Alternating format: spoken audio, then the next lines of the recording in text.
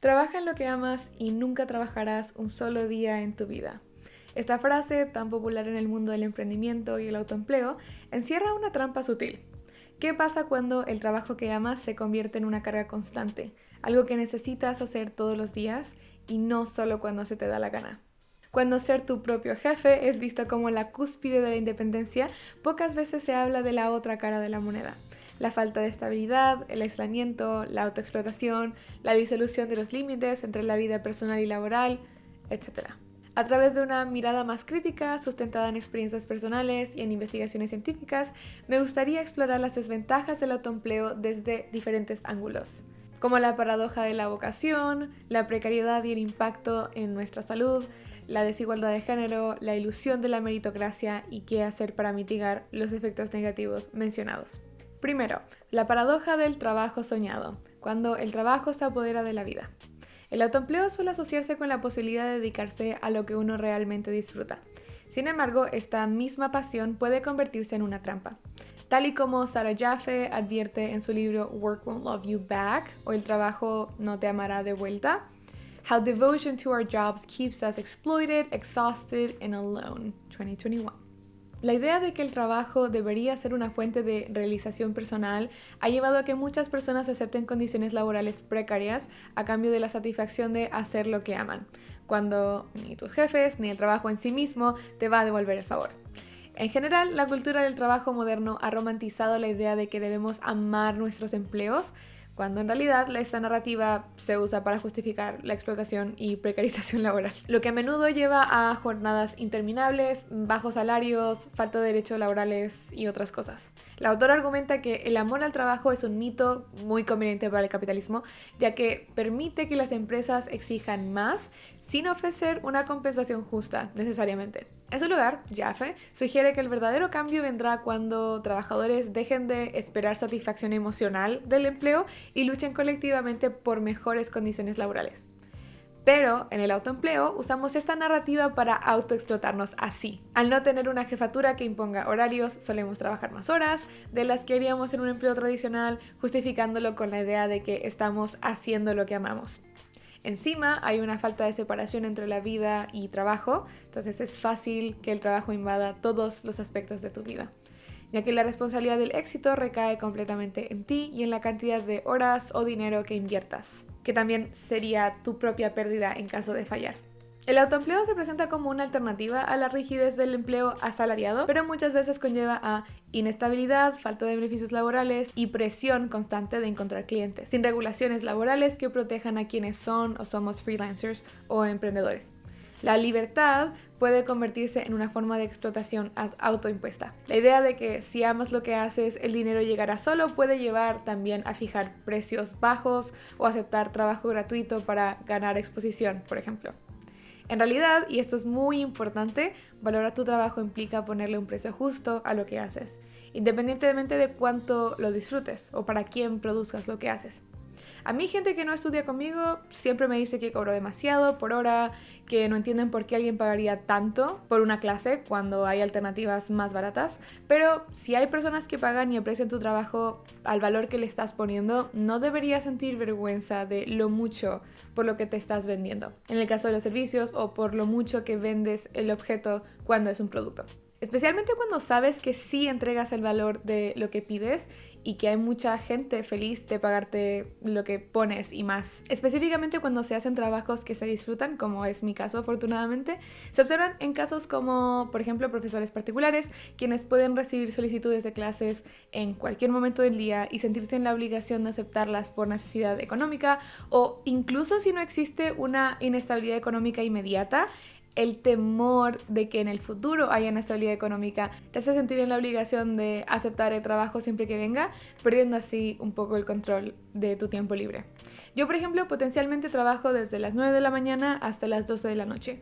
No trabajo todas esas horas de corrido, pero tengo diferentes clases esparcidas durante el día, desde las 9 a las que de todas maneras me limitan en mi vida personal.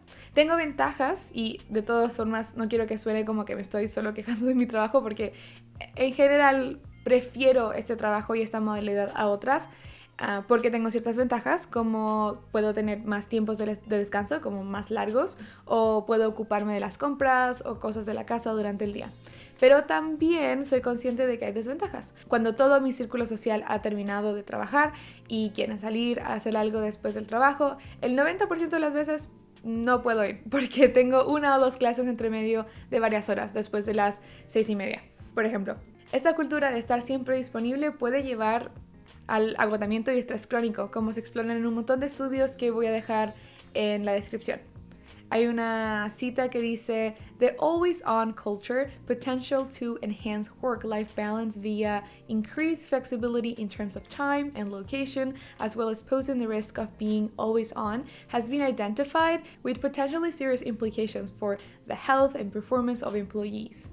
Siento que estoy prácticamente todo el día trabajando, que si bien es menos intenso, el estrés y la ansiedad se sienten muy parecido a cuando estás trabajando todo el rato en un horario específico. Por otro lado, el trabajo independiente puede conducir al aislamiento social, ya que la interacción con colegas es limitada. Yo no tengo, por ejemplo. Este aislamiento puede afectar la salud mental y bienestar en general.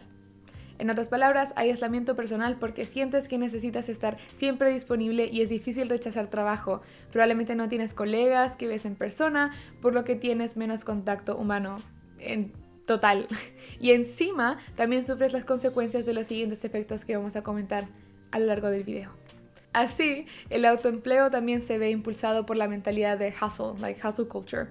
Trabajar sin descanso, no sé cómo más traducirlo, que glorifica la productividad y hace que el ocio se perciba como una pérdida de tiempo. Trabajadores independientes terminan en jornadas laborales excesivas sin darse cuenta. 2. Precariedad, inseguridad y salud mental. La falta de estabilidad económica es una de las principales desventajas del autoempleo. Un estudio publicado en Journal of Business Venturing Insights mostró que los ingresos de trabajadores independientes tienden a ser impredecibles y dependen en gran medida de factores completamente externos, como la demanda del mercado o los cambios económicos.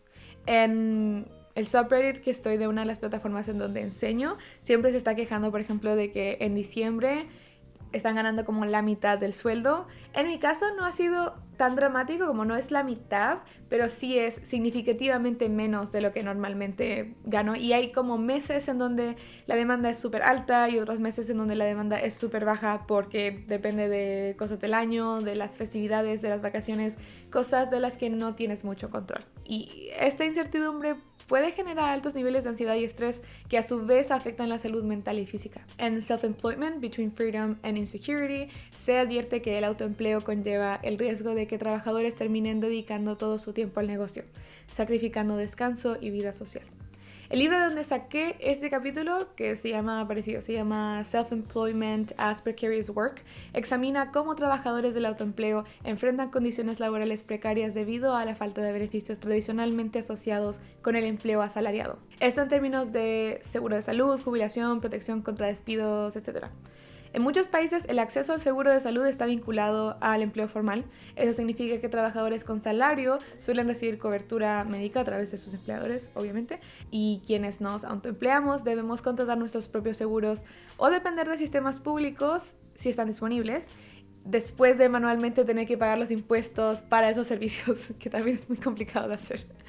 Pero hay problemas como los costos elevados. Sin tener empleador que cubra una parte del seguro, trabajadores deben asumir el costo total de la prima, lo que puede representar una carga significativamente grande, en especial en trabajos con ingresos fluctuantes, que te deben contratar pólizas individuales que suelen ser más caras y ofrecer mucha menos cobertura.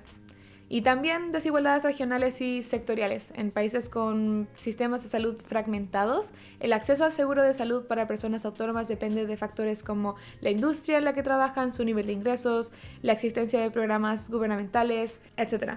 El libro menciona ejemplos en Europa y Norteamérica donde tienen que elegir entre pagar costosas pólizas privadas o arriesgarse a quedarse sin cobertura médica. Otro de los problemas más grandes es la falta de acceso a planes de pensiones financiados por empleadores.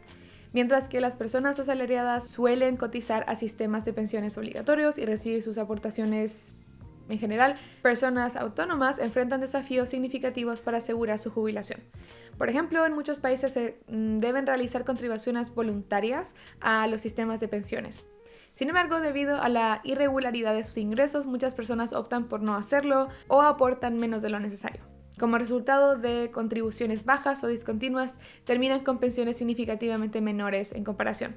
Y en algunos países no existen incentivos fiscales ni programas gubernamentales adecuados para fomentar el ahorro para la jubilación entre estos. El libro muestra cómo en países como como en Alemania, y en Reino Unido, por ejemplo, también la falta de un sistema sólido de pensiones para las personas autónomas ha llevado a altos niveles de pobreza entre trabajadores que son por cuenta propia después de la edad de jubilación. No hay demasiados datos al respecto porque no hay tanta gente que haya trabajado por cuenta propia a diferencia de hoy en día, pero aún así hay gente que ha trabajado por su cuenta durante toda su vida que ya está en edad de jubilación y los números no dicen tantas cosas buenas. Asimismo, la falta de protección contra despidos. Creo que uno de los mitos sobre el autoempleo es que trabajadores disfrutan de estabilidad y control sobre su carrera, tienes toda como la libertad y el control de hacer lo que tú quieras, pero en el libro que mencionaba se argumenta que en muchos casos se experimenta una forma de despido invisible y siento que ya lo he experimentado también en el pasado, ya que dependen de contratos temporales y clientes volátiles. Algunos problemas clave incluyen la falta de indemnización por terminación de contratos, mientras que quienes tienen salario de empleo pueden recibir compensaciones por despido, beneficios por desempleo, etc. Trabajadores de autoempleo no tienen protección cuando pierden clientes o proyectos. En muchos países no se es eligible para prestaciones por desempleo, lo que agrava la precariedad en caso de pérdida de ingresos. El libro compara modelos en diferentes países y muestra que algunos han comenzado a desarrollar medidas de protección como programas de seguridad social para personas autoempleadas, pero en la mayoría de los casos estos sistemas aún son muy insuficientes. 3. Autoempleo y desigualdad de género. Para muchas mujeres el autoempleo representa una oportunidad de conciliación entre la vida laboral y familiar. Sin embargo, en la práctica esta modalidad puede reforzar desigualdades de género, más de las que ya existen. Un análisis de muchos reveló que las mujeres autoempleadas suelen ganar menos que sus pares masculinos y enfrentan mayores dificultades para acceder a financiamiento y redes de apoyo en el ámbito de los negocios. Por muchas razones que son interminables de explicar, como lo es usual con los temas de género, las obligaciones del hogar y el cuidado de la familia afectan más a las mujeres autoempleadas, limitando el alcance de sus negocios y la intensidad de su dedicación laboral. Si las mujeres pudieran redistribuir sus horas totales de trabajo entre el mercado laboral y las tareas domésticas de manera similar a los hombres, sus ingresos en el autoempleo aumentarían considerablemente.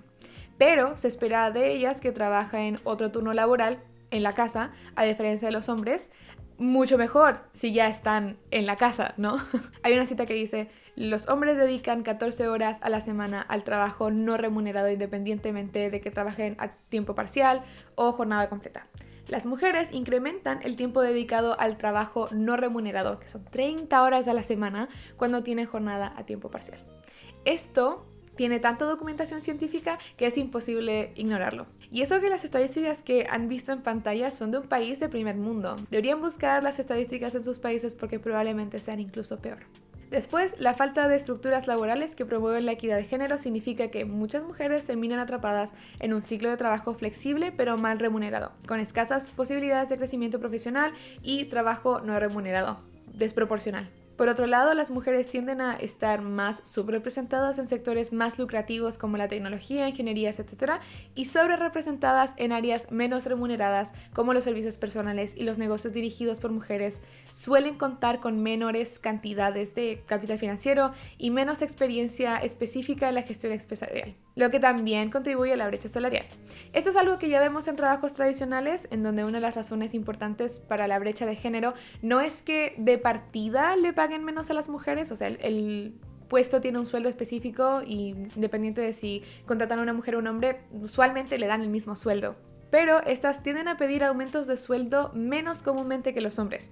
Es decir, estos últimos tienden a tomar más riesgos, ser más asertivos, más directos, más seguros de sí mismos, al punto en donde se traduce en los salarios, porque piden por más promociones, literalmente piden por un aumento de salario a comparación de las mujeres, en promedio.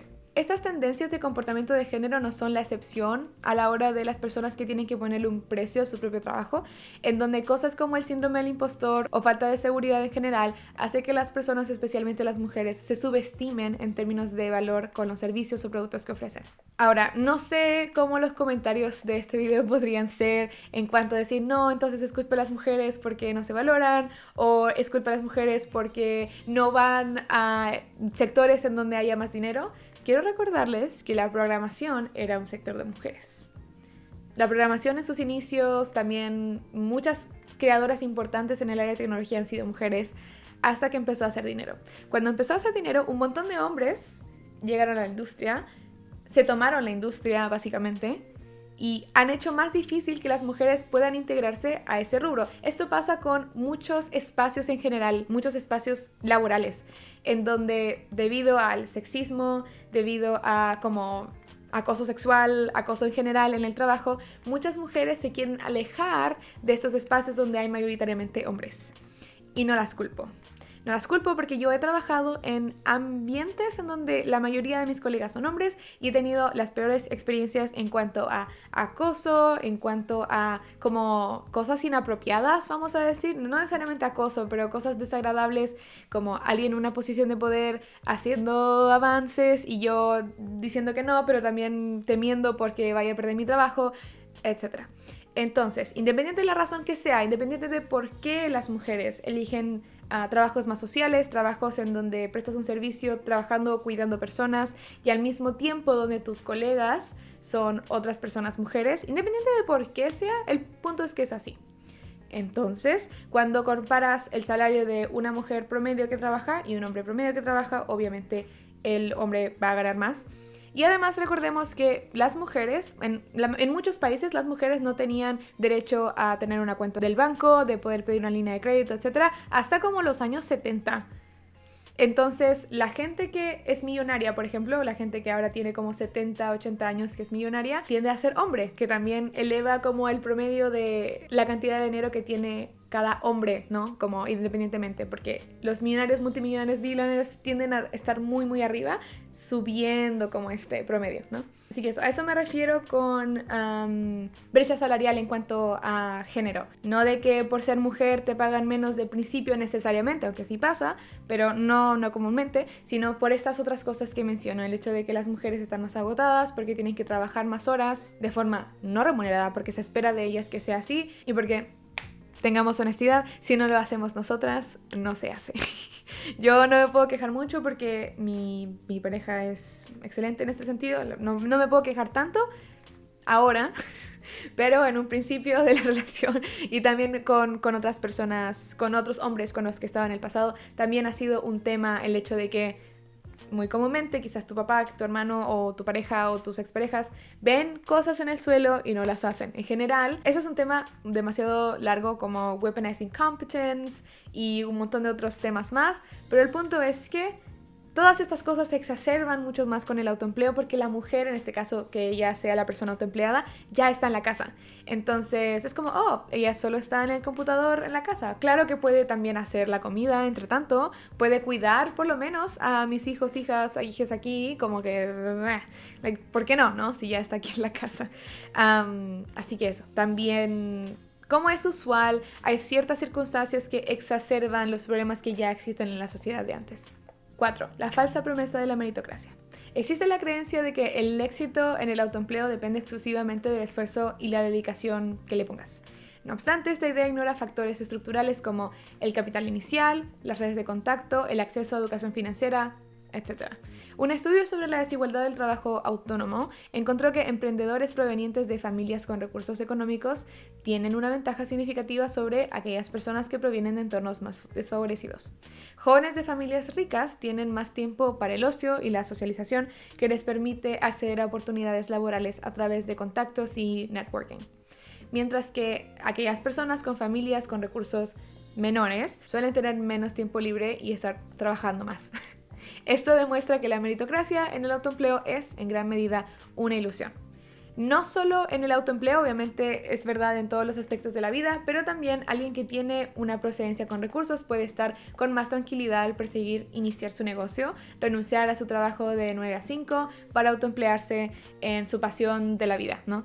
Y a la vez teniendo niveles de ansiedad y estrés más bajos. No significa que mientras no vengamos como del privilegio máximo no podemos aspirar a cosas similares, solo se hace muy evidente la disparidad de clase y el mito de la meritocracia.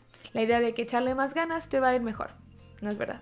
Mucho menos en el caso del autotrabajo o el autoempleo, en donde muchas veces necesitas un capital inicial para comenzar y pues obviamente también puedes tener más o menos ventajas. ¿Y quién fue? Creo que fue como el papá de Elon Musk que le prestó unos milloncitos, unos milloncitos de dólares para empezar su humilde trabajo, su humilde empresa, su humilde emprendimiento en su garaje o whatever.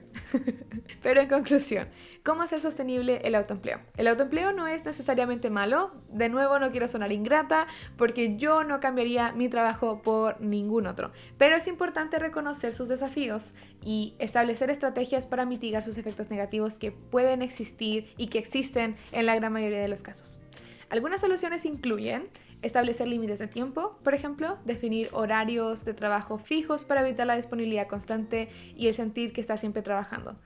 Siempre en el que sea posible. Yo antes era como aún más desquiciada y tenía un horario, creo que no había abierto de como las 8 de la mañana hasta las 2 de la noche.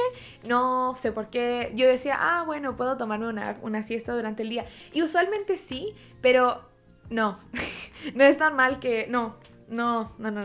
So, he reducido de 9 a 12. A mí me funciona bien. La verdad, no me puedo quejar ahora. O sea, a mí me funciona bien. Pero sí a veces como que pasa un poco la cuenta y quizás necesito tomarme un día a la semana libre, que puedo permitírmelo a veces, cada vez en cuando, y creo que eso me ha ayudado mucho también a manejar esta ansiedad de tener que estar siempre disponible, siempre estar mirando la hora, como cuándo es mi próxima clase, etc. Lo otro es buscar apoyo en redes de freelancers o cooperativas. Estas estructuras pueden ofrecer seguridad y estabilidad.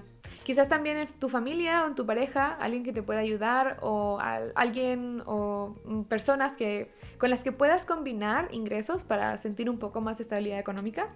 En general, buscar estructuras, ya sean familiares, sociales o corporativas, para ganar un poco más de esta seguridad que necesitamos sentir, yo siento. Especialmente cuando eres la única persona responsable en pagar tus cuentas y comer cada mes, ¿sabes? También exigir políticas públicas que protejan a personas autoempleadas, acceso a seguros y acceso, o sea, que sean accesibles, financiamiento y beneficios sociales. O sea, con nuestros votos, con nuestra información, con la gente política que elegimos, con todo esto, exigir y valer por nuestros derechos. Usualmente los trabajos tradicionales tienen sindicatos. Es difícil que tengamos un sindicato porque no tenemos como algo en común, pero, nuevamente, exigir por esto quizás con la persona concejal en tu ciudad o alcalde o no sé, como la estructura política más cercana y tratar de armar y organizarse políticamente. Yo lo he hecho en el pasado con temas medioambientales y temas de educación también y han funcionado. Con temas de educación específicamente he logrado algunas cosas en la ciudad en donde en ese tiempo estudiaba. Y también en ciudades donde he trabajado. Entonces es posible, es difícil, es engorroso, es complejo, sobre todo empezar, pero se puede hacer. No lo he hecho con el tema del autoempleo porque me he cambiado mucho de casa y aquí en Alemania como que no sé cómo exigir eso, la verdad. Necesito aprender más el idioma para tener una conversación así de compleja, pero es un incentivo también para involucrarse en la política local en caso de que puedas y en mi caso para aprender alemán, para poder involucrarme en la política local de aquí también. Especialmente con las cosas complicadas que están pasando últimamente. Debería estar más activa. Por último, siempre cuestionar la cultura de la hiperproductividad. Si se está cayendo en ella especialmente. O sea, reconocer que el descanso y el ocio son esenciales para el bienestar. Ser tu propio jefe puede ser liberador, pero también puede convertirse en una trampa de la autoexplotación. La clave está en encontrar un equilibrio que permita disfrutar de la autonomía sin sacrificar el bienestar personal.